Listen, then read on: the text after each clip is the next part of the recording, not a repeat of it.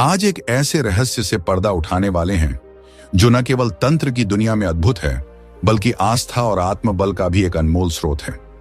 मां बगलामुखी, जिन्हें स्तंभन शक्ति की देवी कहा जाता है, 10 महाविद्याओं में 8वें स्थान पर आती हैं। उनका नाम ही रहस्य से भरा है।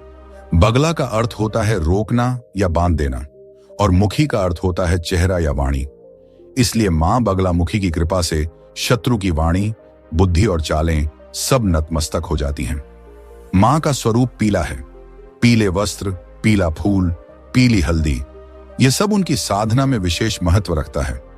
उन्हें पीले रंग की देवी कहा जाता है क्योंकि पीला रंग ऊर्जा, प्रकाश और तंत्र की उच्च शक्ति का प्रतीक है। उनका एक हाथ शत्रु की जीभ को पकड़ता है, जबकि दूसरे हाथ में गदा होती है। यह इस बात का संकेत है कि सत्य के पक्ष में खड़ी मां असत्य और छल का नाश कर देती है। पुराणों के अनुसार एक समय पृथ्वी पर एक राक्षस ने आतंक मचा दिया था। वह न केवल मानवों को बल्कि देवताओं को भी पराजित करने लगा था।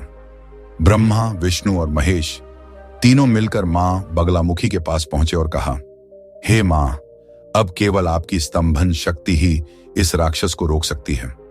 तब मां ने अपनी दिव्य ऊर्जा से तपस्या की और जब असुर उनके सामने आया, उन्होंने उसकी जीभ पकड़ ली। वह न हिल सका, न बोल सका, और उसी क्षण उसकी शक्ति नष्ट हो गई। इस घटना ने सिद्ध किया कि जहां बाकी देवता शस्त्र से लड़ते हैं, मां बगलामुखी तंत्र और दिव्य शक्ति से युद्ध करती हैं।